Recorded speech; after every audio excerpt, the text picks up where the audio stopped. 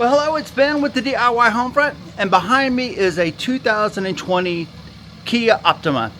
And we have a problem with this car. It's got a headlight that's out. So let me show you how you can replace the headlights in your car and make it easy. Well, that's our good headlight, and the one we need to fix is the one on the driver's side. Now, even though the daytime running lights look like they're flashing, there's nothing wrong with them. That's an optical illusion. It's created by the pulsing LED lights and the 24 frames per second camera rate. Well, there's a plate on the door that'll have the year it was made. And when you want to go to pop the hood, all you have to do is pull this lever right here, and that releases the hood. Finally, to raise the hood, there's one more latch right in the center. Okay, so this is the headlight, and we should have a bulb here and a bulb here. We've got these covers that'll need to come off to access the lights, but there's no room to get in here. And you might be tempted to undo these two bolts and take off the front headlight, but to take off the headlight, you're going to have to remove the entire front bumper. And on the passenger side, you've got the radiator fluid expansion tank that'll be in the way.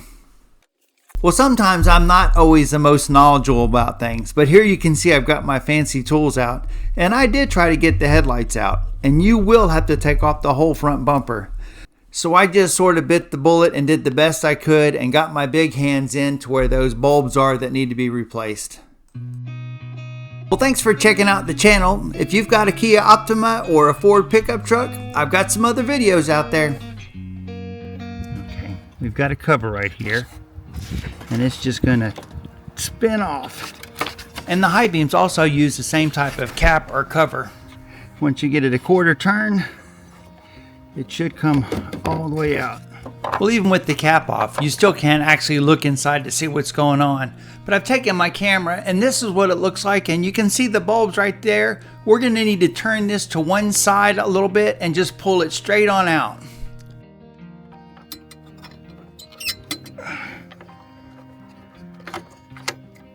There we go. Once you have it out, you're gonna wanna disconnect it from the plug. All you're going to want to do is just pop this back, and it should come right off. There we go, like that. Well, if you're not sure what bulbs you need to use, you can do what I did. I went to an auto parts store, and I looked at the door where it had that little plate, and that told me what year the car was made.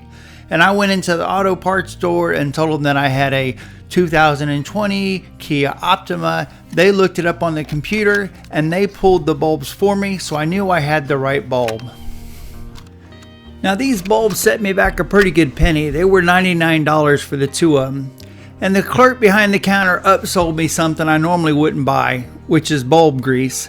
And what you're supposed to do with that is you're supposed to wipe that around the O-rings that are on the bulb, both where it fits into the headlight assembly and where that connects up with the other connector. And that should keep the O-ring from drying out, making it easier to replace and making a good airtight seal. Now LED bulbs get awful hot, and this one has an aluminum housing and even comes with a fan to keep it cool. Well, here's the O-ring on the light. I'm going to put just a very small amount of that grease to help lubricate that O-ring. Well, the bulb comes out a lot easier than it goes back in. And for about 5 minutes, I really struggled with it. So I went and got a mirror so I could put it down there and shined a flashlight into the mirror so I could actually see what it looked like where the bulb was supposed to go in.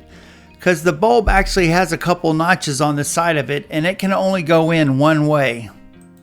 Well, I struggled and struggled, and this is one of those places when you're working on a car, if you've got large hands, you're at a big disadvantage. I even took the cover off the fuse box thinking that might help, but it did not. I was tempted to go get my wife's help because she's got delicate hands, but I finally got it done. And once I had it plugged in, I went ahead and put the cover on the fuse box because that didn't make a difference anyway. And then I turned the car headlights on just to make sure that it was working before I went back and put that dust cap onto the headlight assembly. Well, that takes care of the low beams. Time to move on to the other side, right?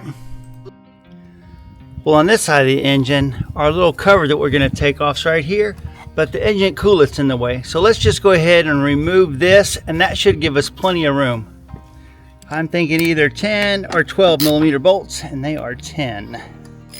The only advice I can give you for this is to make sure that you don't drop the bolts. They'll end up in that pan that's underneath the car, and you'll probably have to take that off to retrieve them. So don't drop the bolts.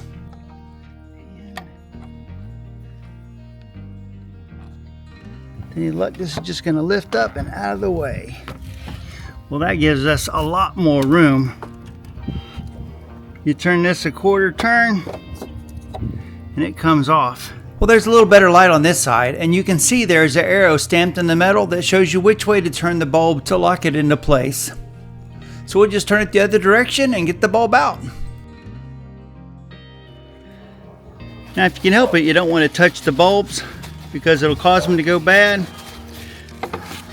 But you can see on this one, there's a little clip right here, and you'll just need to pull it up and it'll come right on out. The bulbs are interchangeable from side to side, so I'm going to save this bulb that's not burnt out because I might be able to use it in the future. Now, when it comes to putting the new bulb on, we just click it back in. Now, if you don't have a small mirror, your wife probably does, but if you can't figure out how it goes in, you can always take the mirror and look in. And you can see the way these are cut. There's only one small one. It can only go in one way. It's going to go in like this way and then turn up. If I saw that right. Now, the only important thing is to make sure that there's no wires touching that aluminum heatsink for the bulb, because you don't want it melting any wires or shorting anything out. Well, after I get this dust cover in place, about the only thing left to do is to put the 2 bolts in that hold down the radiator expansion tank. Just a quick recap, there's really not a whole lot to this task. You need to make sure you get the right bulbs, and you can do that by going to an auto parts store in your car and making sure you use the data plate that's on the door to get the right bulbs. And then you remove the access cover for the headlight assembly. And that's where the struggle begins, because you've got to get your hand in there to get the bulb out and get the new one in, and it's very hard to see what you're doing and know if you've got it done right. Well, the bulbs came as a 2-pack for $99, and I managed to get them for $84.